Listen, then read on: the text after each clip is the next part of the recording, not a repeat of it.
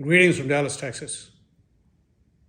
Hamas attacked Israel yesterday, killing 500 Israelis, injuring about 1,500, and taking 50 to 75 Israelis hostage. This attack apparently came out of the blue.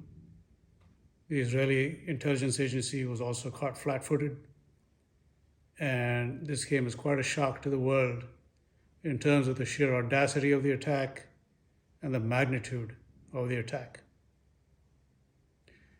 The backdrop to these events is a little complicated, and tension has been building in the Middle East for a few years now, which I believe led up to the events that we saw yesterday. Jerusalem was recognized as Israel's capital in December of 2017 by America.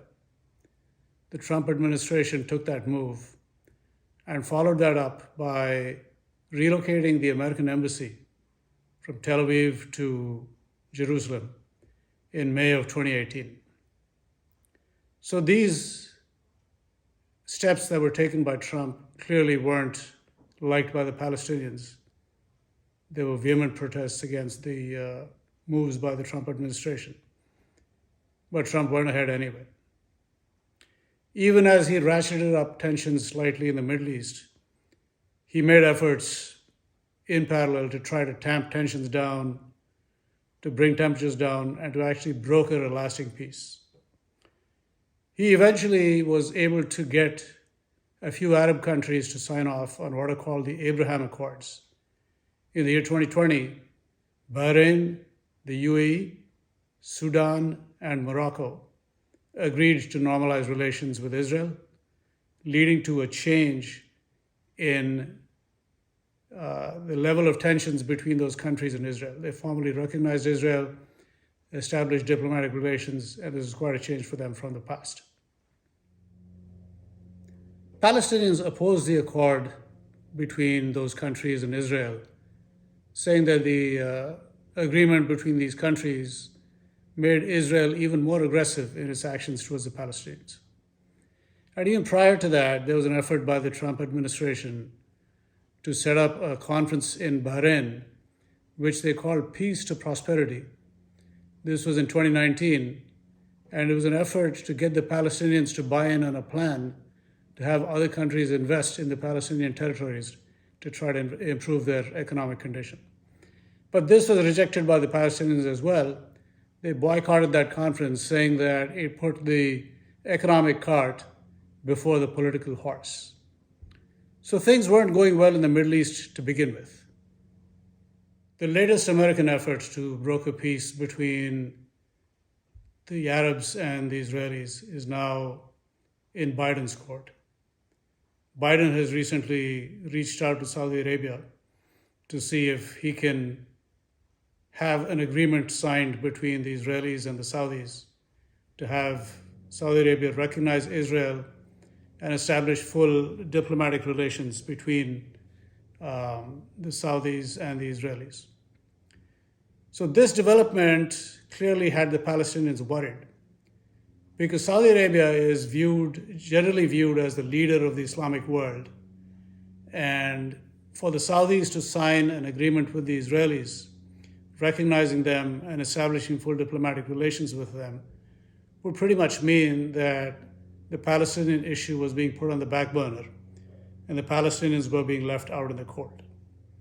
So this attack clearly could be a way for Hamas to reassert its relevance to the situation in the Middle East and basically upset the apple cart as far as the Saudi-Israeli deal is concerned.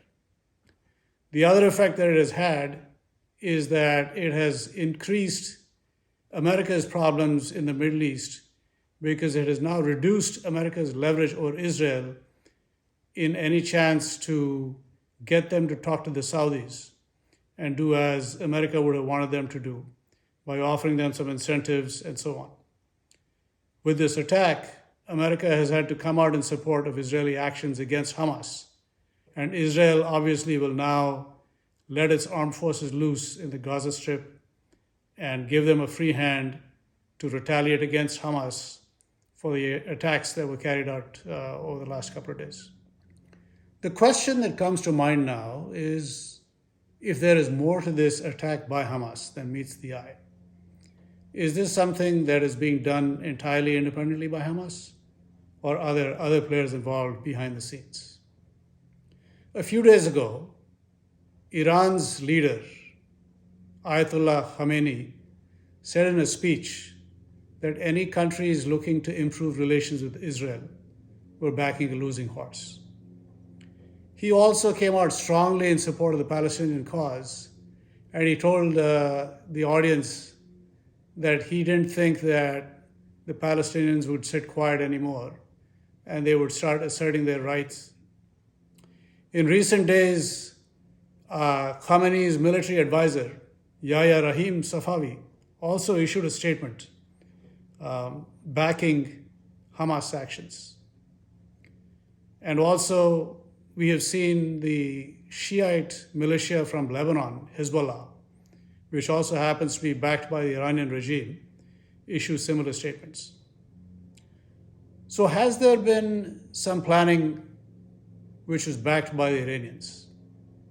Has some of the money that was released by the Americans just recently, about $6 billion or so was released to the Iranians just recently, has some of that money found its way to Hamas, enabling them to carry out this attack? We may never know, because all of this is a bit of a cloak and dagger game, and a lot of this happens behind the scenes. But it's clear that there's more to this than meets the eye. And Bibi Netanyahu of Israel seems to have his hands full now, dealing with the Palestinians and also trying to improve relations with the Saudis and the other Arab countries in the region. Interesting times ahead. Let's see what happens.